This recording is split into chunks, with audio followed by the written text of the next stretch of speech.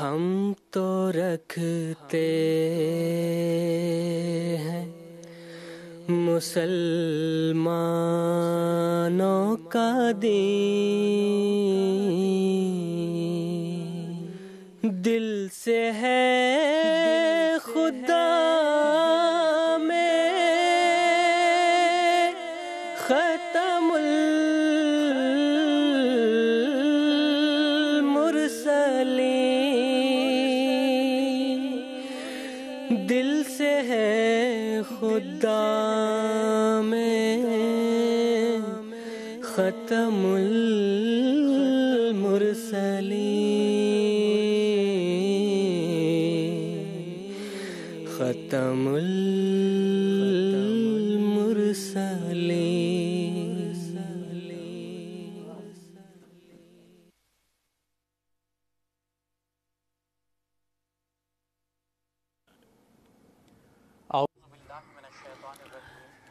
আউযুবিল্লাহি মিনাশ শাইতানির রাজিম। বিসমিল্লাহির রহমানির রহিম। দর্শক আসসালামু আলাইকুম ওয়া রাহমাতুল্লাহি ওয়া বারাকাতুহু। আজকে 18 মে 2024 শনিবার, ভারতে রাতে 10টা, জিএমটি বিকেল 4:30। রাহে হুদা অনুষ্ঠান নিয়ে উপস্থিত হয়েছি কাদিয়ান থেকে। লাইভ রাহে হুদা নিয়ে আমরা উপস্থিত হয়েছি। আমাদের সিরিজের বর্তমান এপিসোড নিয়ে আমরা আলোচনা করছি। এটি লাইভ এবং ইন্টারেক্টিভ প্রোগ্রাম, অর্থাৎ আপনারা প্রশ্নের মাধ্যমে এই অনুষ্ঠানে যোগ দিতে পারেন। টেলিভিশন স্ক্রিনে যোগাযোগের সব বিস্তারিত আপনারা দেখতে পাচ্ছেন। টেলিফোনে যোগাযোগ করতে পারেন, টেক্সট এবং ফ্যাক্স আর ইমেইলের মাধ্যমে যোগাযোগ করা সম্ভব। স্টুডিও আলোচনার পাশাপাশি দর্শকদের প্রশ্ন স্টুডিওতে উপস্থিত আলেমদের সামনে আমরা রাখি। তারা এই অনুষ্ঠানেই দর্শকদের প্রশ্নের উত্তর দিয়ে থাকেন। এই পুরো সিরিজে আমরা সৈয়দনা হযরত মির্জা বশির উদ্দিন মাহমুদ আহমদ দ্বিতীয় খলিফার বই আহমদিয়ত ইয়ানি হাকিকি ইসলাম নিয়ে আলোচনা করছি। এই সিরিজের আজকে তৃতীয় এপিসোড। আজকে স্টুডিওতে আলোচনার জন্য যে সমস্ত আলেম রয়েছেন তাদের পরিচয় তুলে ধরছে। জনাব মনির আহমদ খাদেম সাহেব এবং জানাদান হামিদ সাহেব অনুষ্ঠানে আছেন। আজকের এপিসোডে আমার সাথে আছেন তারা। তাদেরকে অনুষ্ঠানে স্বাগত জানাচ্ছি। আহমদিয়ত সেই পেগামের নাম যে আমাদের খোদা এক জীবিত খোদা আর আমাদের রসুল জীবিত রসুল। আমাদের কিতাব এক জীবন্ত গ্রন্থ আর ইসলাম এক জীবিত এবং জীবন্ত ধর্ম। আর জীবনের প্রমাণ হলো আল্লাহ এবং তার রসুল সাল্লাল্লাহু আলাইহি ওয়াসাল্লাম শেষ যুগে ইসলামের পুনরুজ্জীবন এবং ইসলামের নামকে সমুন্নত রাখার জন্য যে ইমাম মাহদি এবং প্রতিশ্রুত মসির আসার প্রতিশ্রুতি দিয়েছিলেন তা পূর্ণ মহিমার সাথে পূর্ণতা লাভ করেছে। যার আশার ছিল তিনি এসে গেছেন। কাদিয়ানে তার আগমন ঘটেছে। সংক্ষিপ্ত ইন্ট্রোডাকশনের পর আজকের এপিসোডের প্রথম প্রশ্ন জনাব মনির আহমদ খাদেম সাহেবের কাছে রাখবো। প্রশ্ন হলো, হযরত মুসলিহ মাউদ রাদিয়াল্লাহু তাআলা আনহু ধর্মের যে 4টি উদ্দেশ্য বর্ণনা করেছেন সেই উদ্দেশ্যগুলো তুলে ধরুন, বিস্তারিত আলোচনা করুন সেই উদ্দেশ্যগুলো সম্পর্কে। বিসমিল্লাহির রহমানির রহিম। হযরত আমিরুল মুমিনিন খলিফাতুল মসিহ সানি আল মুসলিহুল মাউদ রাদিয়াল্লাহু আনহু তার লেকচার আহমদিয়ত ইয়ানি হাকিকি ইসলাম, আহমদিয়ত দ্য ট্রু ইসলাম, যেটি এইটি 1924 লন্ডনে এই বক্তৃতা করেছিলেন তিনি। হযরত মসিহ মাউদ আলাইহিস ইসলামের কাশফের মাধ্যমে পূর্ণ হয়েছে। যে এই দিব্য দর্শনটি ছিল, হুজুর দেখেন লন্ডনে এক বিশাল জনসমাগমে আমি বক্তৃতা করছি। তার এই দিব্য দর্শন মুসলিহ মাউদের মাধ্যমে পূর্ণতা লাভ করেছে আল্লাহ তাআলার কৃপায়। হযরত মসিহ মাউদ আলাইহিস সালাতু ওয়াস সালামের সত্যতার আর মুসলিহ মাউদের সত্যতার সুমহান প্রমাণ এটি। এখন আমি প্রশ্নের দিকে আসব, যে প্রশ্ন আপনি জিজ্ঞেস করেছেন যে ধর্মের যে 4টি মূল উদ্দেশ্য যা এই লেকচারে মুসলিম মাউদ রাদিয়াল্লাহু তাআলা আনহু বর্ণনা করেছেন সেগুলো কি বা কি কি। মুসলিম মাউদ রাদিয়াল্লাহু আনহু বলেন, ধর্মের 4টি উদ্দেশ্যের মাঝে প্রথমটি হলো মানুষের তার স্রষ্টা সম্পর্কে জ্ঞান থাকা উচিত, বা স্রষ্টা সম্পর্কে মানুষের জ্ঞান বৃদ্ধি করা সেই শিক্ষার উদ্দেশ্য হওয়া উচিত। দ্বিতীয় বিষয় হলো নৈতিক শিক্ষা দেয়া মানুষকে। আর ধর্মের তৃতীয় উদ্দেশ্য হলো মানুষকে সামাজিক সম্পর্কের বিষয়ে যেন দিক নির্দেশনা দেয়, তার বিস্তারিত যেন শিখায়। চতুর্থ উদ্দেশ্য যা তিনি বর্ণনা করেছেন ধর্মের, তা হলো মৃত্যুর পরবর্তী জীবন এবং মৃত্যুর পরের যে অবস্থা সেগুলো সম্পর্কে পুরোপুরি অবহিত করা। এগুলো হলো 4টি মূল উদ্দেশ্য ধর্মের, যা হুজুর এখানে তুলে ধরেছেন। এই সম্পর্কে বিস্তারিত বিবরণ রয়েছে। মনে হয় পুরো বই এই বিষয়গুলোর সাথেই সম্পর্ক রাখে। সেই উদ্দেশ্য বলে যেগুলো আমি সংক্ষেপে এতক্ষণ বললাম,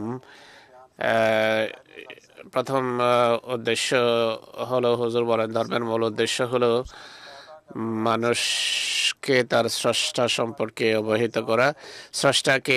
স্রষ্টার গুণাবলী কি, স্রষ্টা সম্পর্কে মানুষকে অবহিত করতে হবে, এটি ধর্মের উদ্দেশ্য। ইসলাম আল্লাহ সম্পর্কে যা বলে তা হলো, ইসলামের সুমহান প্রভুর নাম হলো আল্লাহ। তার অগণিত গুণাবলী রয়েছে। তিনি রব, রহমান, রহিম। তিনি মালিক ইয়াউমিদ্দিন। তিনি খালেক বা স্রষ্টা। কোরআন শরীফে আছে যে ওয়ালিল্লাহিল আসমাউল হুসনা, আল্লাহর অগণিত সুন্দর নাম রয়েছে, গুণাবলী রয়েছে। আল্লাহর প্রেক্ষাপটে তিনি আরো বলেন যে প্রধানত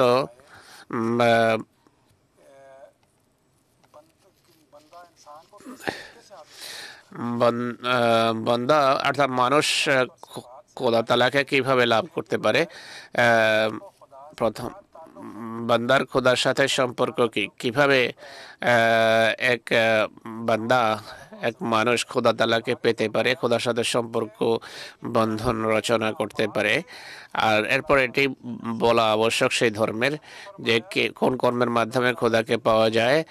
তৃতীয়ত, খোদাকে পাওয়ার পথ গুলো কি এবং কেমন, কোনটি। প্রথমটির এই হলো বিস্তারিত চিত্র। দ্বিতীয় যে উদ্দেশ্য সেটিও তিনি ব্যাখ্যা করেছেন, সেটি হলো মানুষকে নৈতিক শিক্ষায় সজ্জিত করা। এর আরো 7টি ধরন তিনি বর্ণনা করেছেন। প্রধানত এটি বলতে হবে চরিত্র কাকে বলে, সুন্দর চরিত্র বলতে কি বোঝায়, মন্দ চরিত্র বলতে কি বোঝায়, আবার সুন্দর চরিত্রের, অনুপম চরিত্রের স্তরগুলো কি কি, আবার বলছেন যে মন্দ চরিত্রের স্তর বা শ্রেণীবিন্যাস কি কি। পঞ্চম নম্বরে বলছেন পুণ্য কাকে বলা হয় আর পাপ কাকে বলা হয়, পুণ্যের সংজ্ঞা কি আর পাপেরই বা সংজ্ঞা কি। তিনি আরো বলছেন যে সেই মাধ্যমগুলো কি কি, সেই পন্থাগুলো কি কি যার মাধ্যমে মানুষ নৈতিক গুণাবলীতে সজ্জিত হতে পারে। সপ্তম কথা তিনি বলছেন, ষষ্ঠতে বলেছেন কিভাবে উত্তম চরিত্র অর্জন করা যেতে পারে। চরিত্রের প্রেক্ষাপটে তিনি আবার বলছেন যে মন্দ চরিত্র, মন্দ স্বভাব কিভাবে এড়ানো যেতে পারে। তো চারিত্রিক গুণাবলীর প্রেক্ষাপটে 7টি শাখা তিনি বর্ণনা করেছেন, বেশ কয়েক পৃষ্ঠা নিয়েছে তা বর্ণনা করতে গিয়ে। ধর্মের তৃতীয় উদ্দেশ্য হলো মানুষের সামাজিক জীবনকে সুন্দর করা। সামাজিক জীবনের প্রেক্ষাপটে তিনি কি বলেছেন? প্রথম কথা হলো পরিবার কিভাবে চালাতে হয়। মানুষকে এটি বলতে হয় যে দেশের অধিকার এবং রাজনৈতিক অধিকার কিভাবে সঠিকভাবে প্রদান করা যেতে পারে। মানুষকে এটি বলতে হয় যে শ্রমিক এবং মনিবার, মালিক এবং শ্রমিকের মাঝে কি সম্পর্ক হওয়া উচিত। আবার বলছেন ধর্মের পারস্পরিক সম্পর্ক, ধর্মের আন্তঃসম্পর্ক কেমন হওয়া উচিত। সত্যিকার ধর্ম যদি কোনোটি হয়ে থাকে তাহলে সেটির এই কথাও স্পষ্ট করা উচিত। তিনি আরো বলছেন যে এক দেশের অন্য দেশের সাথে আন্তদেশীয় সম্পর্ক, এক রাজত্বের অন্য রাজত্বের সাথে সম্পর্ক কেমন হওয়া উচিত এবং কিভাবে তা চলতে পারে। তো সামাজিকতার প্রেক্ষাপটে হুজুর এই কথাগুলো বর্ণনা করেছেন। এরপর বলছেন যে মৃত্যুর পরের যে মানুষের জীবন, সেই জীবন সম্পর্কে অবহিত করা উচিত।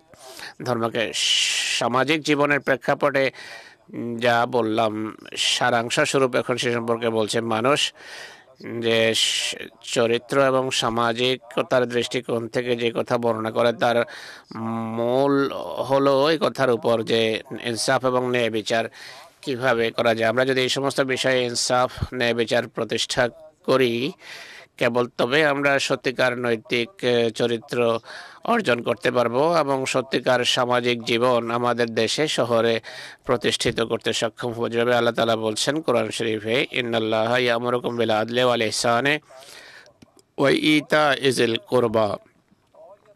এই বৈশিষ্ট্য এবং এই শিক্ষা শুধু কোরআনই প্রদান করেছে। অন্য কোনো ধর্ম আপনি সন্ধান করে দেখুন, কোথাও এই শিক্ষা দেখবেন না যে প্রথমে আদল বা ইনসাফ করো, ন্যায় বিচার করো, এরপর এগিয়ে যাও আর এহসান করো। এহসানের উন্নত স্তর। কেউ যদি বলে যে সন্ধ্যায় তুমি আমার এই কাজ করলে তোমাকে 500 রুপিয়া দেবো, সন্ধ্যায় 500 টাকা যদি দেয় সেটি আদাল হলো। কিন্তু একের সাথে সে যদি খাবারও খাওয়ায় তাকে এবং তাকে আরো বেশি কিছু দেয়, এটিকে বলা হয় এহসান বা অনুগ্রহ।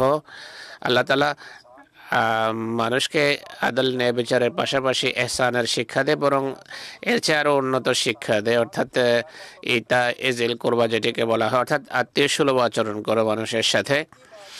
তো এই মৌলিক কথা নৈতিক চরিত্র এবং সামাজিকতার প্রেক্ষাপটে বর্ণনা করা হয়েছে যে এটি যদি সৃষ্টি হয় তাহলে তাদের সৌন্দর্য সৃষ্টি হবে। এরপর মৃত্যুর পরের জীবন, মৃত্যুর পরবর্তী জীবন সম্পর্কে আল্লাহ তাআলা কোরআন শরীফে পরিষ্কারভাবে বলেছেন যে সেটি একটি আধ্যাত্মিক জীবন। বর্তমান কালের বস্তু পূজারী মানুষ বলে যে এই পৃথিবীর এই জড়জীব দেহই সেখানে জীবিত হয়ে উঠবে। আসলে বিষয়টা এমন নয়, বরং পারলৌকিক জীবন সম্পর্কে আল্লাহ তাআলা নিজেই বলছেন যে সেই জীবন সম্পর্কে কেউ কিছুই জানে না। যে ফালা তা'লামু নাফসুম মা উখফিয়া লাহুম মিন কুররাতি আয়ুন। এটার অনুবাদ হলো কেউ জানে না যে চোখের স্নিগ্ধতার বা নয়নের স্নিগ্ধতার কি জিনিস আল্লাহ তাআলা পরজীবনে লুকিয়ে বা প্রচ্ছন্ন রেখেছেন। এই কথার অর্থ হলো কোরআন বলছে যে পরকালে কি আছে তা কেউ জানে না। আর হাদিসেও মহানবী সাল্লাল্লাহু আলাইহি সাল্লামের উক্তি আছে, হাদিসে কুদসিতে আছে, আল্লাহ তাআলা বলছেন যে আমি আমার পূর্ণবান বান্দাদের জন্য এমন কিছু প্রস্তুত করে রেখেছি যা কোনো কান শুনেনি, কোনো চোখ দেখেনি, আর কোনো হৃদয়ে সে সম্পর্কে কোনো ধারণাও করতে পারেনি। তাই এই বাহ্যিক ফলমূল সেখানে মানুষ পাবে না, বরং মসিহে মউদ আলাইহিস সালাম ও মুসলিহ মউদ রাদিয়াল্লাহু তাআলা আনহু এই কিতাবের ধর্মের যে শেষ উদ্দেশ্য যা বর্ণনা করেছেন তা হলো পরকাল সম্পর্কে ধর্মের মানুষকে বলা উচিত যে পরকালের জীবন কেমন হবে। তো ধর্ম মানুষের মৃত্যুর পরের যে আধ্যাত্মিক জীবন সেই জীবন সম্পর্কে অবহিত করে। কয়েক লাইনের একটা উদ্ধৃতি মসিহ ইসলাম যা লিখেছেন ধর্মের প্রেক্ষাপটে তা পড়ে শোনাচ্ছি। এই কথা বলে আমি শেষ করব। হুজুর বলছেন স্পষ্ট হওয়া উচিত যে ধর্ম অবলম্বনের, ধর্ম পালনের মূল উদ্দেশ্য হলো খোদা যিনি মুক্তির উৎসস্থল তার সত্তা এমন বিশ্বাস স্থাপিত হওয়া যে যেন মানুষ তাকে স্বচক্ষে দেখছে। মানুষের সবচেয়ে গুরুত্বপূর্ণ দায়িত্ব হলো আল্লাহর সত্তায় দৃঢ় বিশ্বাস করা আর সেই ধর্ম অবলম্বন করা যার মাধ্যমে তার এই বিশ্বাস অর্জিত হতে পারে।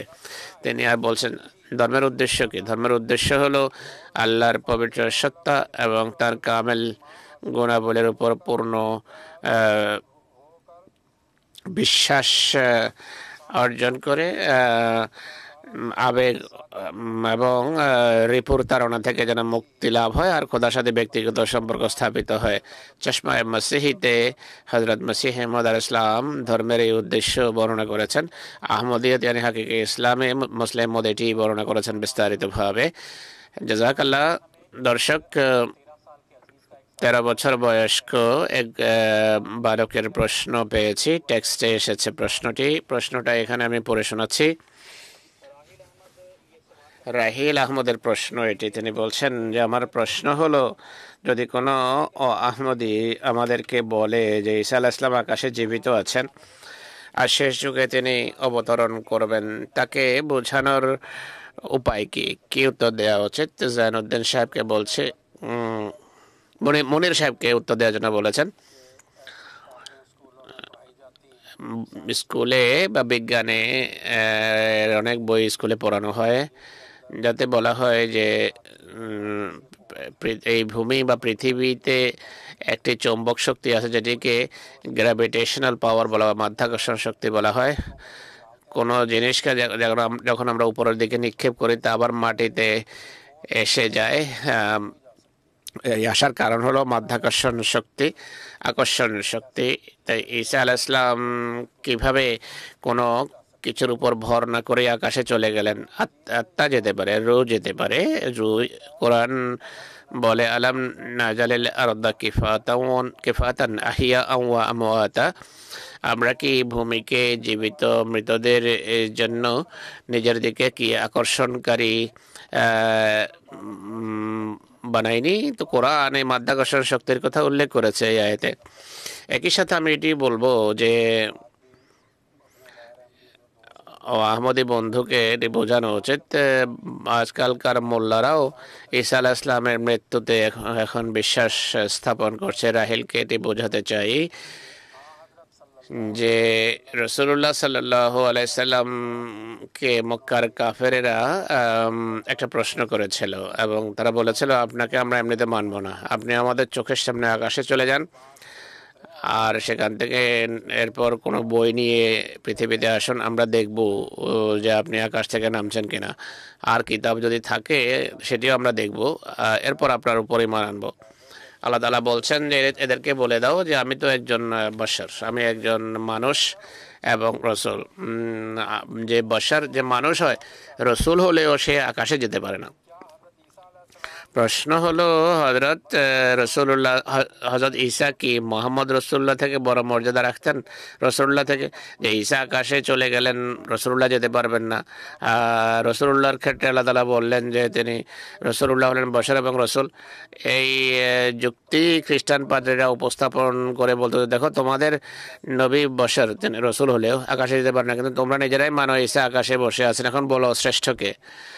তো রাহিলের এই কথা মনে রাখতে হবে যে হযরত মসিহ মউদ আলাইহিস সালাতু ওয়াস সালাম এবং আমাদের অন্যান্য আলেম লিখেছেন যে সেই যুগ এমন ছিল যখন বড় বড় আলেম যারা শাহী মসজিদের ইমাম ছিল তারাও পাদ্রী হয়ে গিয়েছিল, খ্রিস্ট ধর্মে দীক্ষিত হয়েছিল ঈসা আলাইহিস সালামের আকাশে যাওয়ার বিশ্বাস লালন করার কারণে। শেষ কথা এটি বলছি এই বালকের জন্য যে সাহাবেদের এই বিষয়ে ইজমা আছে, অর্থাৎ সর্ববাদী সম্মত বিশ্বাস তাদের এটি ছিল যে ঈসা আলাইহিস সালাম মারা গেছেন। মহানবীর যখন ইন্তেকাল হয় হযরত ওমর দাঁড়িয়ে যান এবং বলেন আমি বিশ্বাস করেন তিনি মারা গেছেন। তা সাহাবীরা তাকে চুপ করানোর চেষ্টা করলেও তিনি মানতেন না। হযরত আবু বকর সেখানে ছিলেন না, তিনি যখন আসলেন তিনি তাকে বোঝানোর চেষ্টা করলেন, তিনি তার কারো কথা শোনার জন্য প্রস্তুত ছিলেন না। ये आयत कुरानी पढ़नी शुरू कर दी। হযরত আবু বকর তখন কোরআনের আয়াত পাঠ করেন। আয়াত ছিল যে মোহাম্মদ কেবল আল্লাহর বান্দা ছিলেন, যে মোহাম্মদের ইবাদত করতো তার জানা উচিত তিনি মারা গেছেন, কিন্তু যে খোদার ইবাদত করে তার জানা উচিত খোদা আজও জীবিত। এরপর কোরআনের আয়াত পড়েন, আয়াতটি হলো মা মুহাম্মাদুন ইল্লা রাসূল কাদ খালাত মিন কাবলিহির রাসূল। স্মরণ রেখো মুহাম্মদ সাল্লাল্লাহু আলাইহি ওয়াসাল্লাম কেবল একজন রসুল ছিলেন, তার পূর্বে সব রসুল ইন্তেকাল করেছেন। ঈসা আলাইহিস সালাম কি মহানবীর পূর্বে ছিলেন না? অবশ্যই পূর্বে ছিলেন এবং ইন্তেকাল করেছেন। সাহাবীরা সেদিন এই আয়াত শুনে ধৈর্য ধারণ করেন। হাদিসে আছে, ইতিহাসে লেখা আছে যে তারা এই আয়াত মদিনার গলিতে পড়ে নিজেদের আধ্যাত্মিক প্রশান্তি পান যে সব নবী ইন্তেকাল করেছেন, তাই আমাদের আসলে ইন্তেকাল করার বিষয়ে কোনো সন্দেহ থাকতে পারে না। মসিম আসলাম কোরআন থেকে 30টি আয়াত উপস্থাপন করেছেন ঈসার মৃত্যুর সংক্রান্ত। এগুলো পড়া উচিত, বোঝা উচিত, বন্ধুদের উত্তর দেওয়া উচিত। জাযাকাল্লাহ।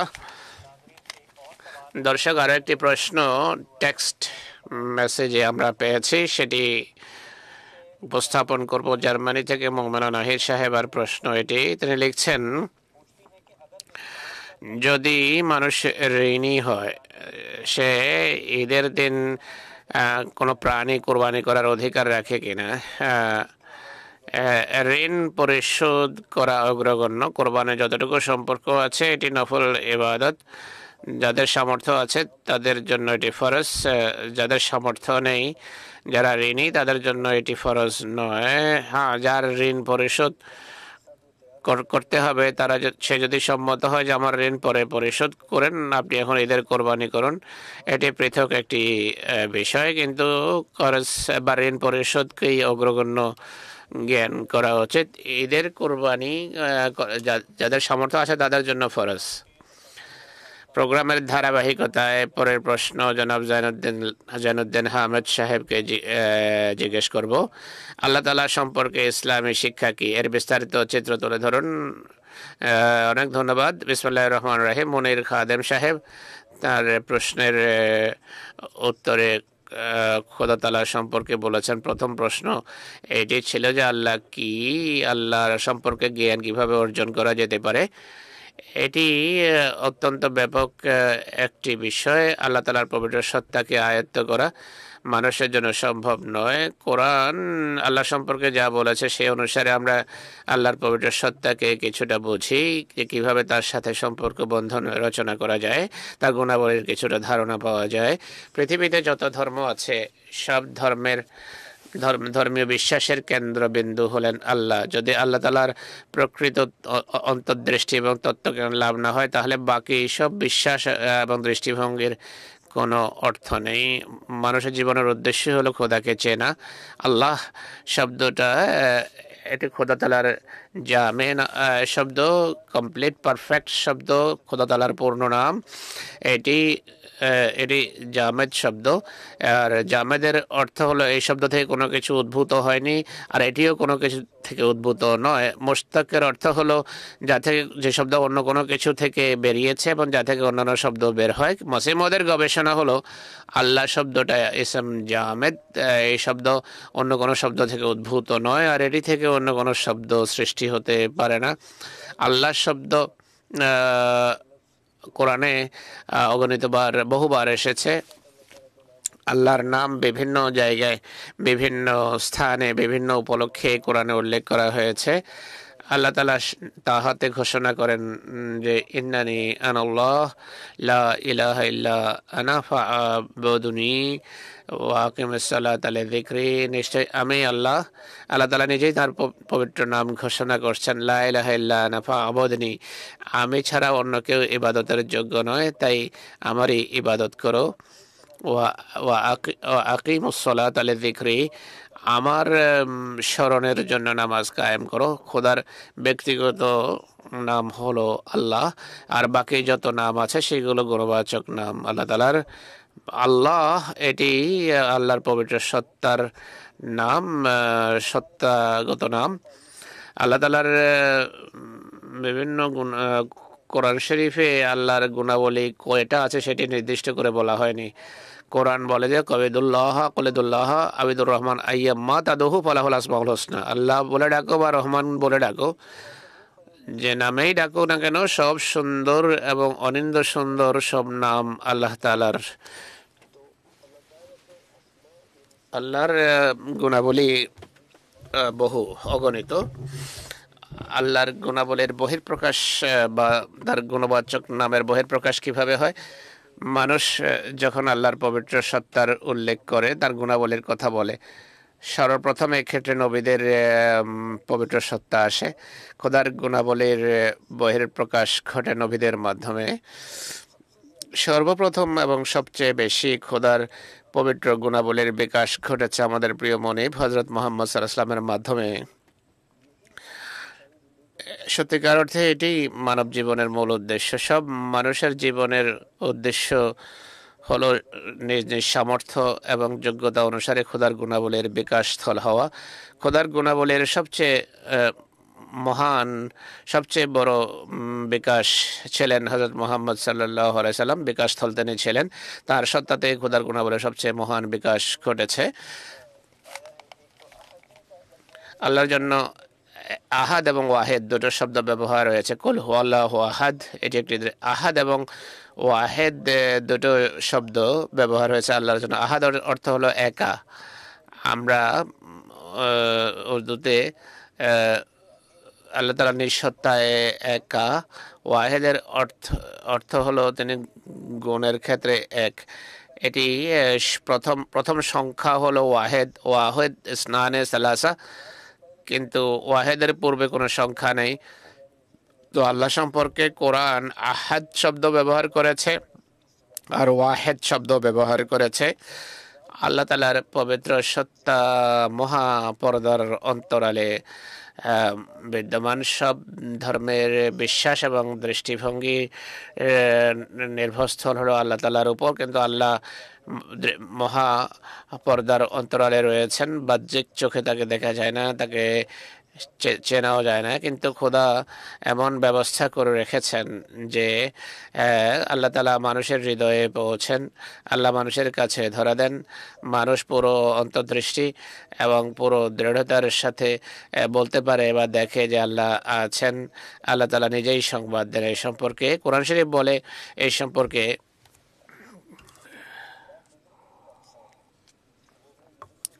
লা তুদরিকুহুল আবসার ওয়া হুয়া ইউদরিকুল আবসার ওয়া হুয়াল লাতীফুল খাবীর। দৃষ্টি খোদা পর্যন্ত পৌঁছে না, কিন্তু আল্লাহ দৃষ্টিতে ধরা দেন। আল্লাহর বহু বিকাশ রয়েছে, গুণাবলীর মাধ্যমে হয় সেটি। আল্লাহ তাআলা মানুষকে আশ্বস্ত করেন যে আনাল মওজুদ, আমি বিদ্যমান, আমি আছি। মানুষ এই দৃঢ় বিশ্বাসের যতক্ষণ আল্লাহর সত্তা না রাখবে সে মুক্তির যোগ্য নয়। প্রকৃত মুক্তির জন্য এটি আবশ্যক। কোরআনে অগণিত এমন আয়াত আছে যেগুলোর মাধ্যমে আল্লাহ নিজেকে পরিচিত করেছেন, তার গুণাবলীর কথা বলেছেন। হাদিসে কুদসি আছে একটি, আল্লাহ তাআলা বলছেন কুনতু কানজাম মাখফিয়া ফাআরাদতু আন আউরাফা ফাখালাকতু আদম। আমি গুপ্ত ধনভাণ্ডার ছিলাম, আমি পরিচিত হতে চাইলাম, তাই আমি আদম সৃষ্টি করলাম। তো আদম এবং মানব সৃষ্টির যে মৌলিক উদ্দেশ্য তা হলো খোদাকে চেনা, খোদার তত্ত্বজ্ঞান অর্জন করা। তো দেখুন খোদা কিভাবে নিজের গুণাবলীর প্রকাশ ঘটালেন। কোরআনের প্রারম্ভে যে সমস্ত গুণাবলীর কথা আল্লাহ বলেছেন সেগুলো হলো আলহামদুলিল্লাহি রাব্বিল আলামিন, সকল প্রশংসার যোগ্য খোদার মহান সত্তা যিনি বিশ্ব প্রতিপালক। রব্বুল আলামিন, রব্বুল আলামিন শব্দ ব্যবহার করেছেন সারা বিশ্বের রব বা প্রতিপালক। আরবি ভাষায় অন্যান্য শব্দেও রব শব্দ ব্যবহার হয়, যেমন রব্বুল বাইত, ঘরের মালিক বা ঘোড়ার মালিক বা ওটের মালিক বা হাতির মালিক। আমরা যখন সেনাবাহিনী নিয়ে এসেছে খানা কাবা দখলের জন্য, তখন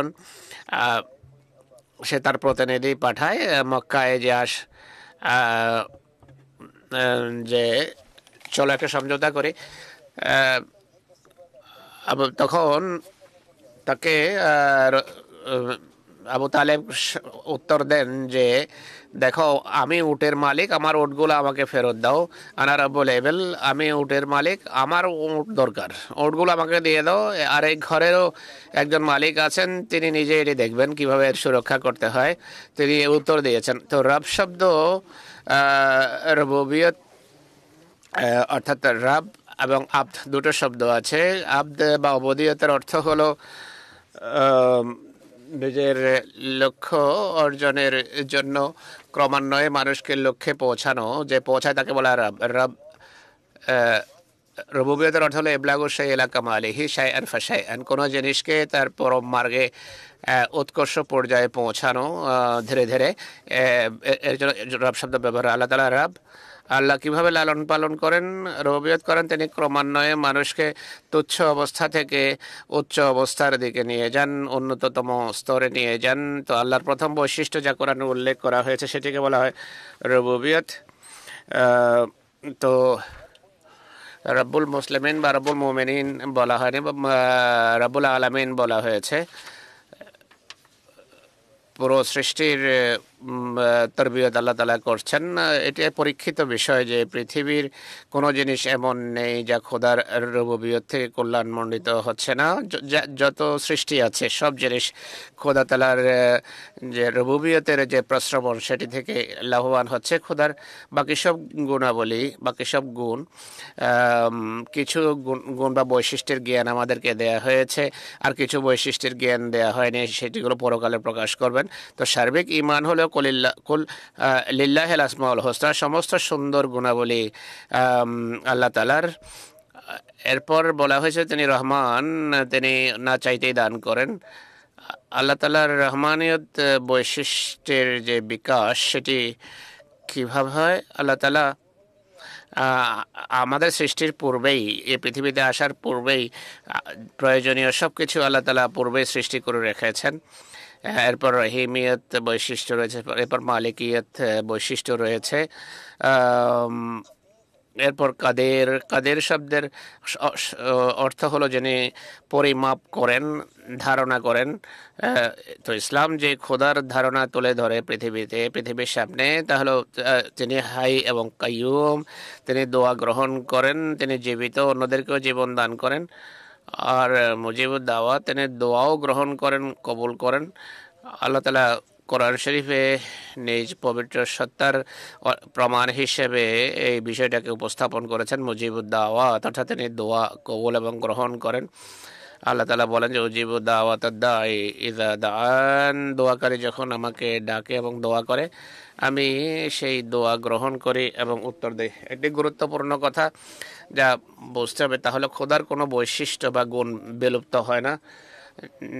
যত গুণ এবং বৈশিষ্ট্য আল্লাহ তাআলা রয়েছে সেগুলোর কোনোটি বিলুপ্ত হয় না। আর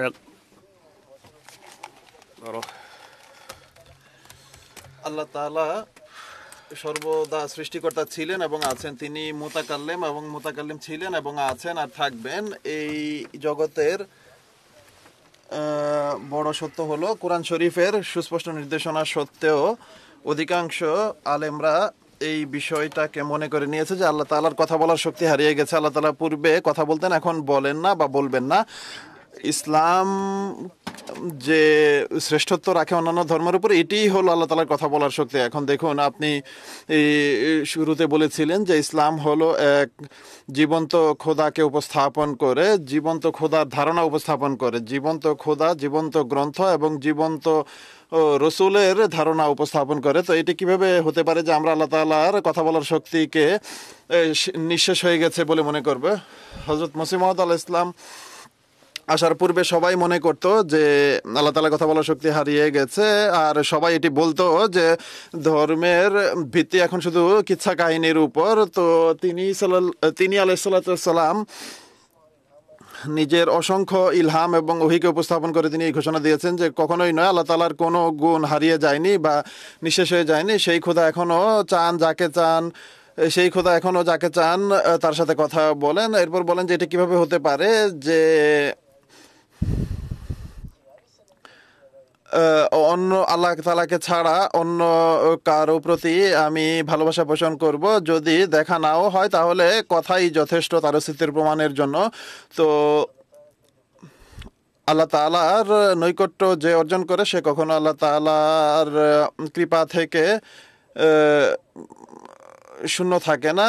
তো আল্লাহ তাআলা নিজের অস্তিত্বের প্রমাণ তার বাণী দ্বারা বহু মানুষকে সম্মানিত করেছেন বিভিন্নভাবে, কিন্তু যার মাঝে ওহী এবং অন্যান্য মাধ্যমও রয়েছে। যেভাবে কোরআনে বলা হয়েছে মা কানা লিবাশারিন আন ইউকাল্লিমাহুল্লাহু ইল্লা ওয়াহয়ান আও মিন ওয়ারাই হিজাবিন, পরের অংশ আমি বুঝতে পারিনি। কোনো মানুষের জন্য এটি সম্ভব নয় যে আল্লাহ তাআলার সাথে কথা বলবে হয় ওহীর মাধ্যম ছাড়া অথবা কোনো পর্দার অন্তরাল ছাড়া।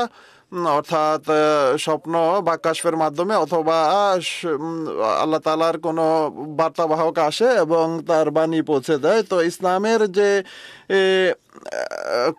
ইসলাম যে খোদার ধারণা উপস্থাপন করে, সেটি এর মূল বিষয় বা মূল ভিত্তি হলো আল্লাহ তাআলার কোনো গুণ হারিয়ে যায়নি বা কোনো গুণ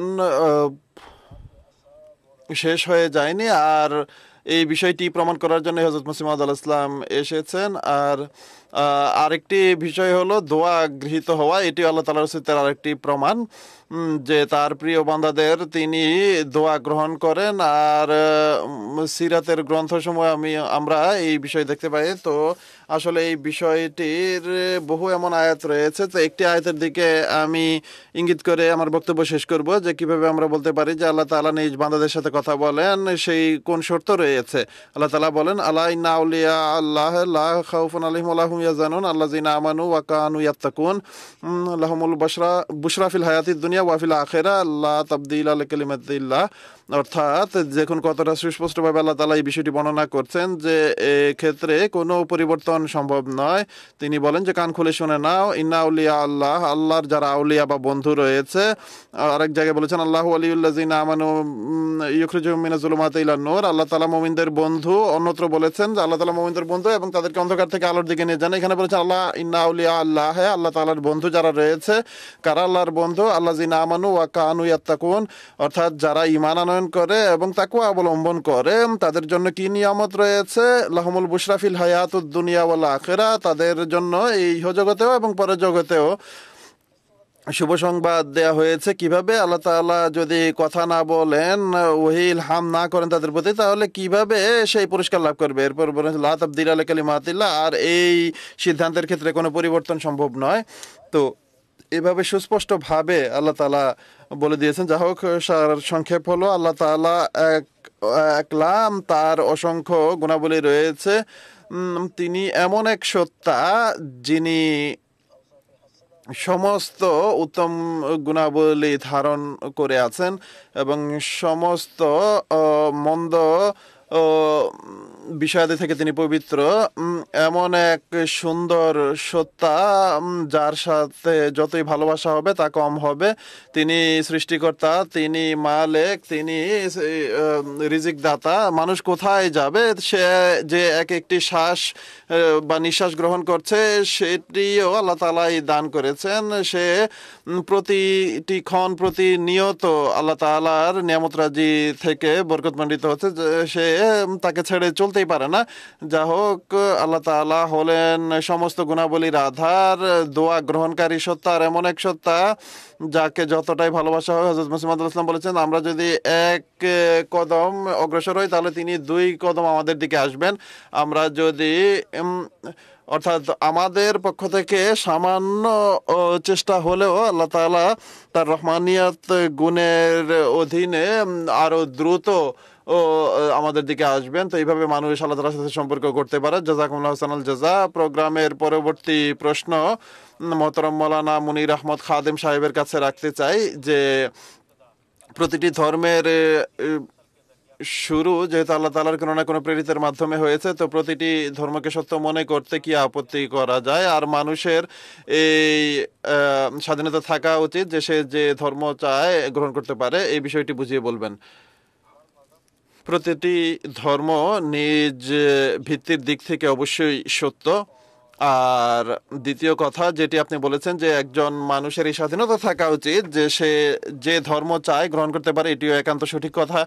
মানুষ অবশ্যই এই স্বাধীনতা রাখে যে সে যে ধর্ম চায় গ্রহণ করতে পারে, সে যে ধর্ম চায় ছেড়ে দিতে পারে। যেভাবে আজকালকার মোল্লারা বলে যে ইসলাম থেকে যে ধর্ম ত্যাগ করে তার শাস্তি হলো মৃত্যুদণ্ড, এটি খুবই ভ্রান্ত কথা। কোরআন শরীফে কোথাও এই কথা বলা হয়নি। তো প্রথমত আপনি যে কথাটি বলেছেন যে সত্য ধর্ম, তা হলো প্রথম কথা আপনি কি বলেছিলেন? আল্লাহ তাআলার প্রেরিতের মাধ্যমে প্রতিটি ধর্ম প্রতিষ্ঠিত হয়েছে। এই ক্ষেত্রে প্রতিটি ধর্মকে সত্য মনে করতে কি অসুবিধা? আমাদের কোনো আপত্তি নেই। এক্ষেত্রে নিজের ভিত্তির দিক থেকে প্রতিটি ধর্ম সত্য। হযরত মসিহ মাউদ আলাইহিসসালাম এই কথাই মসিহ মাউদ আলাইহিসসালামের এই কথাই বর্তমান যুগে শান্তির একটি ভিত রচিত করেছে। শুরুতেই আমি হযরত মসিহ মাউদ আলাইহিস সালামের সেই উদ্ধৃতি আমি পড়ে শোনাতে চাই। হুজুর বলেছেন যে এই নীতি একান্ত প্রিয় এবং শান্তিপ্রদ এবং সন্ধির ভিত্তি গড়ে যে আমরা সেই সমস্ত নবীদের সত্য মনে করব যারা পৃথিবীতে আগমন করেছেন, তারা হিন্দুস্তানে আসুক বা পারস্যে আসুক বা চীনে আসুক বা অন্য কোনো দেশে আসুক, আর আল্লাহ তাআলা কোটি কোটি হৃদয়ে তাদের সম্মান এবং মাহাত্ম্য সৃষ্টি করেছেন এবং তাদের ধর্মের ভিত রচিত করেছেন। আর বহু শতাব্দী ধরে সেসব ধর্ম চলে আসছে। এই নীতি কোরআন শরীফ আমাদেরকে শিখিয়েছে। এই নীতির ভিত্তিতে আমরা প্রতিটি ধর্মের প্রবর্তককে, যাদের ইতিহাস বা জীবনচরিত আমরা পাই, তাদেরকে সম্মানের দৃষ্টিতে দেখি। তারা হিন্দু ধর্মের প্রবর্তক হোক বা পারস্য ধর্মীয় হোক বা চীনদের ধর্মের হোক বা খ্রিস্টান ধর্মের হোক। তো সারাংশ হলো ভিত্তির দিক থেকে প্রতিটি ধর্ম এই সত্য, কিন্তু যেভাবে এর একটি উদাহরণ আমি আপনার সামনে উপস্থাপন করছি।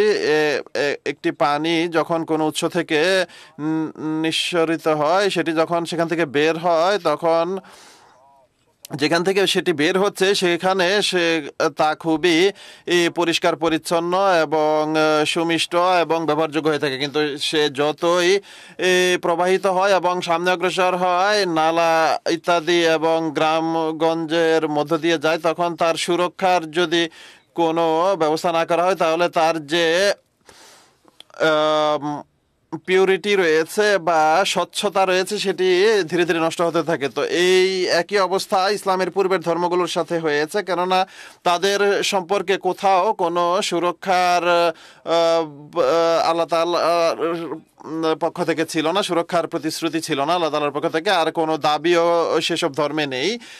হিন্দুদের পবিত্র গ্রন্থ উঠিয়ে দেখুন, বাইবেল উঠিয়ে দেখুন, সেখানে কোথাও এই কথা লেখা নেই যে এটিকে আমরা অবতীর্ণ করেছি এবং আমরা এর সুরক্ষাকারী। পবিত্র কোরআন সম্পর্কে আল্লাহ তাআলা বলেছেন যে ইন্না নাহনু নাজ্জালনা যিকরা ওয়া ইন্না লাহু লাহাফিজুন, অর্থাৎ আমরাই এই যিকর অর্থাৎ কোরআন অবতীর্ণ করেছি এবং আমরাই এর সুরক্ষাকারী।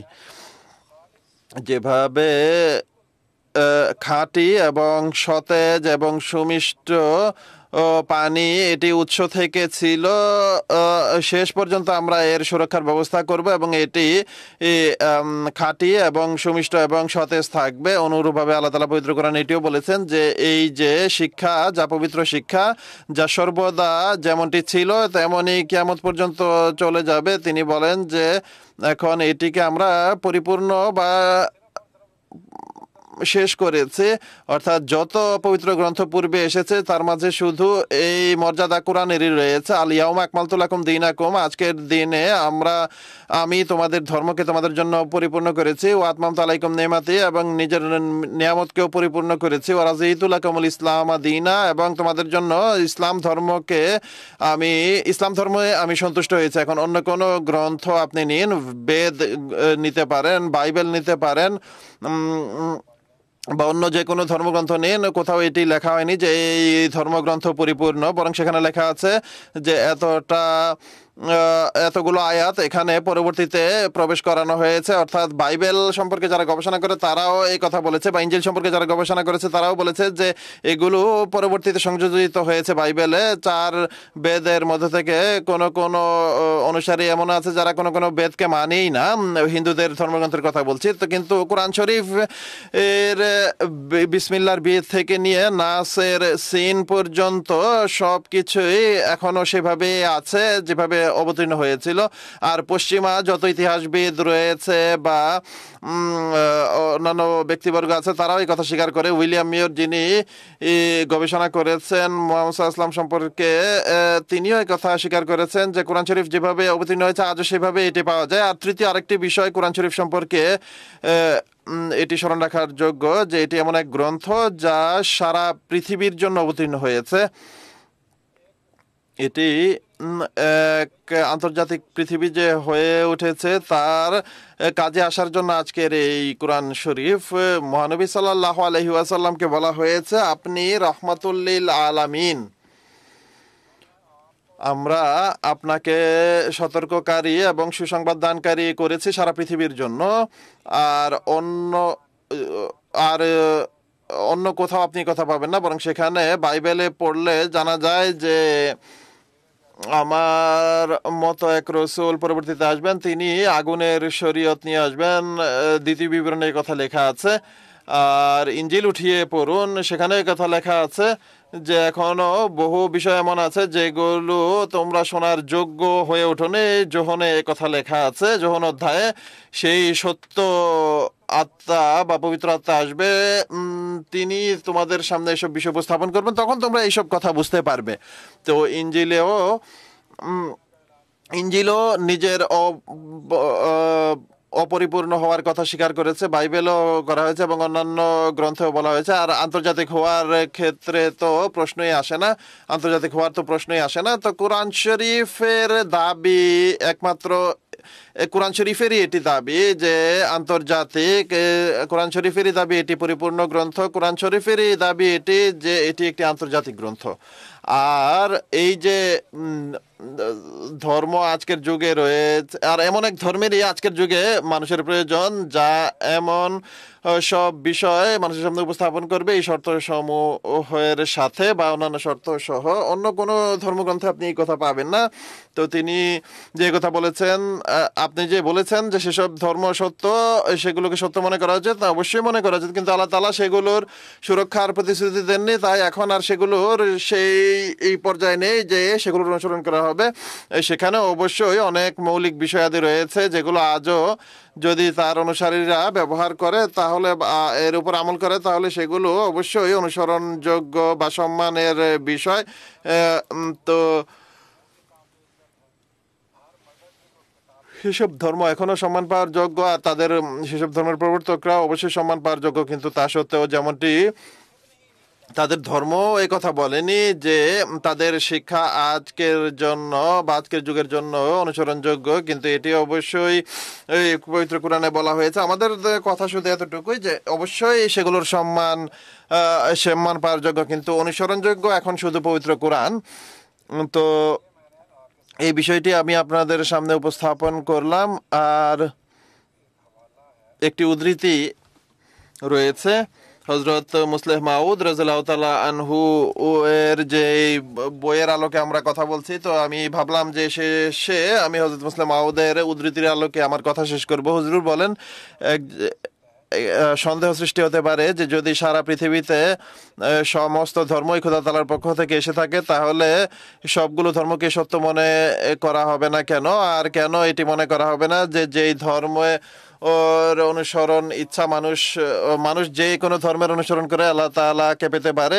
এই প্রশ্নের উত্তর পবিত্র কোরআনে দেওয়া হয়েছে। সূরা নাহলের 64-65 নম্বর আয়াতে এর উত্তর দেওয়া হয়েছে। আল্লাহ তাআলা বলেন সেখানে, আমি অনুবাদ পড়ছি, যে আমরা সেই সত্তার কসম করে বলছি, তোমার পূর্বে যত উম্মত অতিবাহিত হয়েছে সবার মাঝে নবী রাসূল এসেছে, কিন্তু পরবর্তীতে সেসব উম্মতের মাঝে যারা দূরে সরে গেছে তাদেরকে ভিন্ন পথে পরিচালিত করা হয়েছে আর তারা অনেক কঠোর শাস্তি পাবে। আর আমরা তোমার প্রতি এমন কোনো গ্রন্থ প্রেরণ করিনি শুধু এই কারণে যে তুমি তাদের সামনে সেসব বিষয় বর্ণনা করবে যেগুলো তাদের ধারণা বাস্তবতার সত্য পরিপন্থী হয়ে গেছে, আর যেন তা মুমিনদের জন্য হেদায়েত এবং রহমত হয়। এই আয়াতে বলা হয়েছে রাসূল করিম সাল্লাল্লাহু আলাইহি ওয়াসাল্লামের আগমনের পূর্বেই সমস্ত পূর্বের গ্রন্থ এবং শিক্ষা দূষণীয় হয়ে পড়েছিল এবং অন্যান্য মানুষের শিক্ষা এবং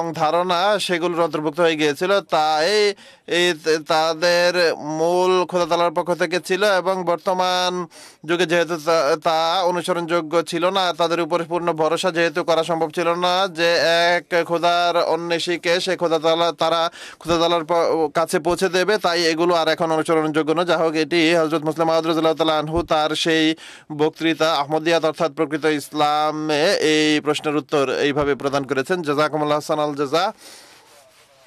প্রোগ্রামের পরবর্তী প্রশ্ন মোহতরম মৌলানা জৈনুদ্দিন হামিদ সাহেবের কাছে রাখছি যে পৃথিবীতে অনেক প্রাকৃতিক দুর্যোগ আসে যাতে বড়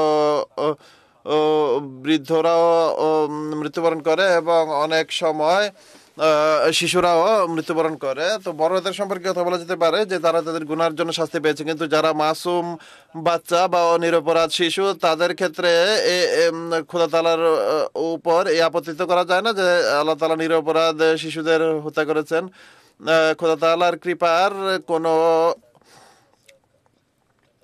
সীমা পরিসীমা নেই। তো রহমানিয়তের যতটুকু সম্পর্ক রয়েছে সেটিকে আমরা কোনো গণ্ডি নির্ধারণ করতে পারে না। আরো বিভিন্নভাবে আল্লাহ তাআলার গুণাবলীর বহিঃপ্রকাশ হয়ে থাকে।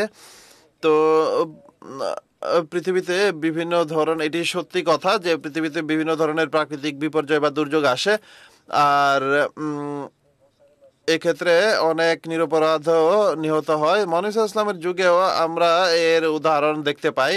আমি ইনশাআল্লাহ সেই হাদিসও আপনাদের সামনে উপস্থাপন করব যাতে অনেক বিষয়ের সুরাহা হবে। যা হোক, আমাদের স্মরণ এগুলো হলো প্রাকৃতিক দুর্যোগ।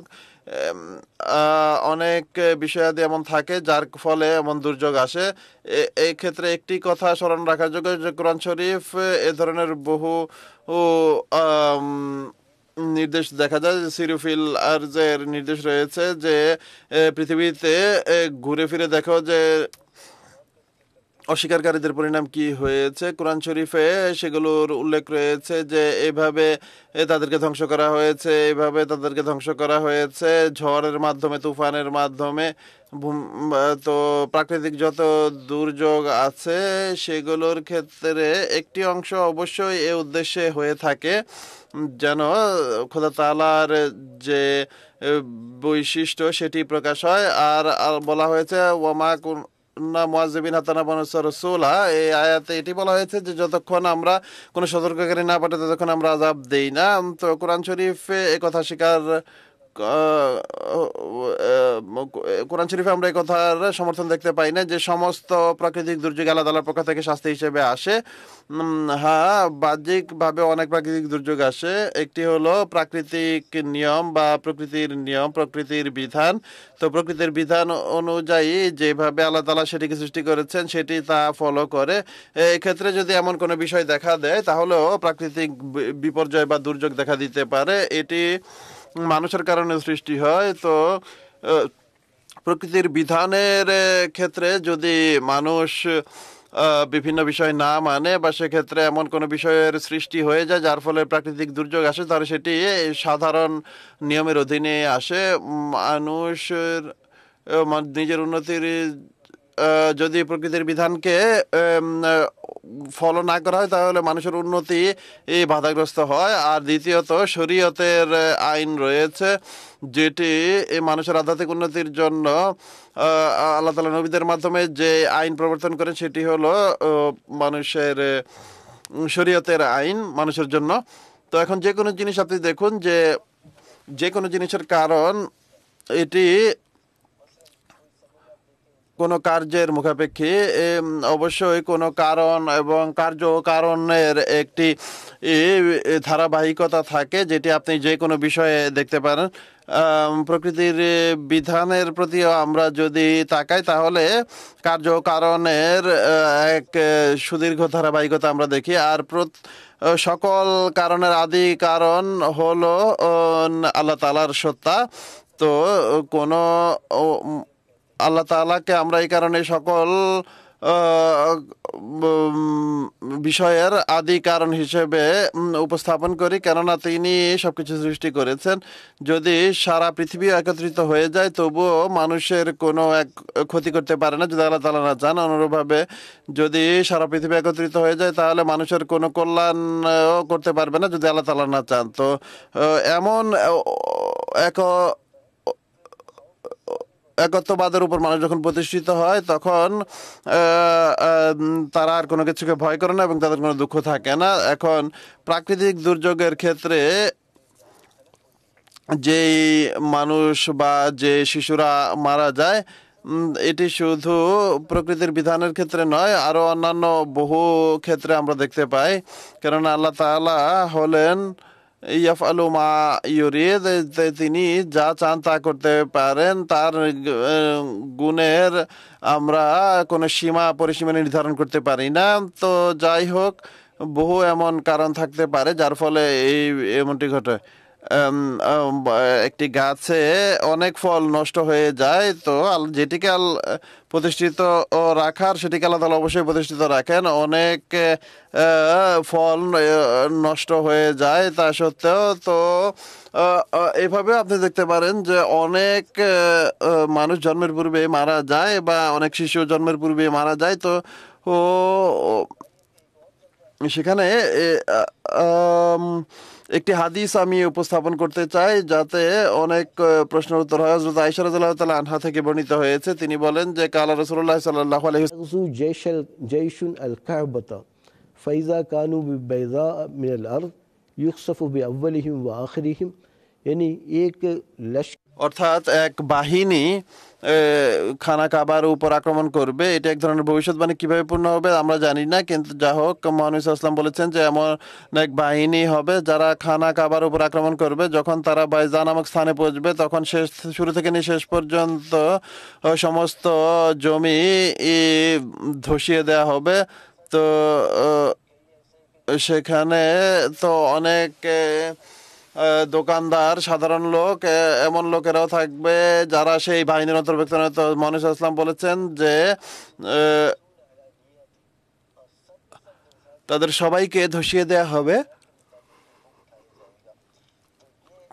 কিন্তু তাদের নিয়ত অনুযায়ী তাদেরকে উঠানো হবে। তো যখন এই প্রশ্ন করা হয় যে সেখানে সাধারণ মানুষও তো থাকবে, তাদেরকে ধসিয়ে দিলে কিভাবে হবে, তখন মহানবী সাল্লাল্লাহু আলাইহি ওয়াসাল্লাম উত্তর দিয়েছেন এই ভবিষ্যৎবাণী কিভাবে পূর্ণ হবে তা আমরা জানি না। যা হোক, বুখারীতে এবং মুসলিমে উভয়টিতে এই রওয়ায়াত রয়েছে।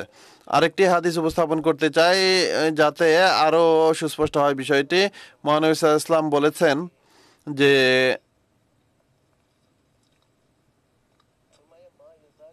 মা ইয়াজালু বালাউল মুমিনিনা, পরের অংশ আমি বুঝতে পারিনি, অর্থাৎ মোমেন বা মোমেনা নিজের নফস বা আত্মা বা নিজের সন্তান সন্ততি এবং ধন সম্পদের দিক থেকে যখনই কোনো পরীক্ষা নিবেদিত হয় তখন মনে করবে যে ইয়ালকাল্লাহু তাআলা ওয়া মা আলাইহি খতিয়াতুহু, যে আল্লাহ তাআলার পক্ষ থেকে এমনভাবে তারা সাক্ষাৎ করবে যেভাবে যদি কেউ কম বয়সে মৃত্যুবরণ করে বা কোনো বিপদের ফলে মৃত্যুবরণ করে, যে তারা এমন অবস্থায় আল্লাহ তাআলার সাথে সাক্ষাৎ করবে যে তারা যেন কোনো গুনাহ করেনি। তো এটি তাদের সাথে ব্যবহার হবে। তো শেষে আরেকটি বিষয় আমি বলতে চাই। হযরত মির্জা বশির আহমদ সাহেব রাদিয়াল্লাহু তাআলা আনহুর কামরুল আম্বিয়া, তিনি তার পুস্তক হামারা খুদাতে একটি কথা বলেছেন। সেখানে তিনি বলেন যে পৃথিবীতে অনেক বিপদ আপদ আসে বা অসুখ বিসুখে পড়ে বা বিপদ আপদে নিপতিত হয় মানুষ বা অন্য কোনোভাবে তার কোনো ক্ষতি হয়। এর কারণ শুধু এটি যে প্রকৃতির বিধান শরীয়তের বিধান থেকে ভিন্ন এবং শরীয়তের বিধান প্রকৃতির বিধান থেকে তাকে রক্ষা করতে পারে না যতক্ষণ সেসব সাবধানতা অবলম্বন না করা হবে যা প্রকৃতির বিধান তার কাছে উপস্থাপন করে। যেমন পানিতে ডুবে যাওয়া প্রকৃতির একটি বিধান, আর কোনো মানুষের ধর্মীয় নেকি তাকে এই থেকে রক্ষা করতে পারে না যতক্ষণ সে সাঁতার না শিখবে বা অন্য কোনো সাবধানতা অবলম্বন না করবে যা পানিতে ডুবে যাওয়ার হাত থেকে তাকে রক্ষা করবে। অনুরূপভাবে কোনো শিশুর দুর্বল হয়ে জন্ম নেয়া এটি প্রকৃতির বিধানের অধীনে হয়, আর এর জন্য কোনো ধর্মীয় কারণ অনুসন্ধান করা এটি বৃথা বিষয়। এখন পিতামাতার নিজেদের রোগের চিকিৎসা করা বা নিজেদের অন্যান্য দুর্বলতার চিকিৎসা করানো উচিত। যা হোক, মূল কথা হলো প্রকৃতির বিধানের অধীনে যখন কোনো ঘটনা ঘটে সেটির ফলে শরীয়তের বিধানকে আপনি দায়ী করতে পারেন না। জাযাকুমুল্লাহ আহসানুল জাযা। প্রিয় দর্শক, এর সাথেই আমাদের আজকের পর্ব শেষ হচ্ছে। প্রোগ্রামের শেষে বা অনুষ্ঠানের শেষে আমি হযরত মসিহ মাউদ আলাইহিস সালামের একটি উদ্ধৃতি উপস্থাপন করছি। সৈয়দনা হযরত মসিহ মাউদ আলাইহিস সালাম বলেন, আমাদের বেহেশত হলো আমাদের খোদা, আমাদের উন্নত মানের স্বাদ আমাদের খোদার মাঝেই নিহিত, কেননা আমরা তাকে দেখেছি এবং সমস্ত সৌন্দর্য তার মাঝেই খুঁজে পেয়েছি। এই সম্পদ নেয়ার যোগ্য যদি জীবনের বিনিময়ে লাভ হয়, আর এই মাণিক্য লাভ করার যোগ্য যদি সমস্ত মূল্যের বিনিময়ে হয়। হে বঞ্চিতরা, এই প্রশ্রবণের দিকে ধাবিত হও যা তোমাদেরকে তৃপ্ত করবে, এটি জীবনের সুধা। আমি কি করব এবং কিভাবে এই বিষয়টি তোমাদের হৃদয়ে গ্রথিত করব? কোন ঢাক বাজিয়ে বাজারে ঘোষণা করব যে ইনি হলেন তোমাদের খোদা, যেন মানুষ শুনতে পায়? আর কোন ওষুধ দ্বারা আমি চিকিৎসা করব যেন মানুষের কান শোনার জন্য খুলে যায়?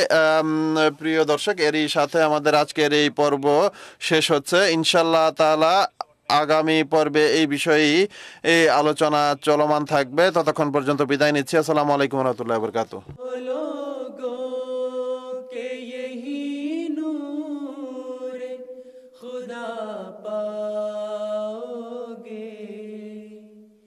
लो तुम्हें तौर तसल्ली का बताया हमने। आओ लोगों के यही नूर खुदा पाओगे। लो तुम्हें तौर तसल्ली का बताया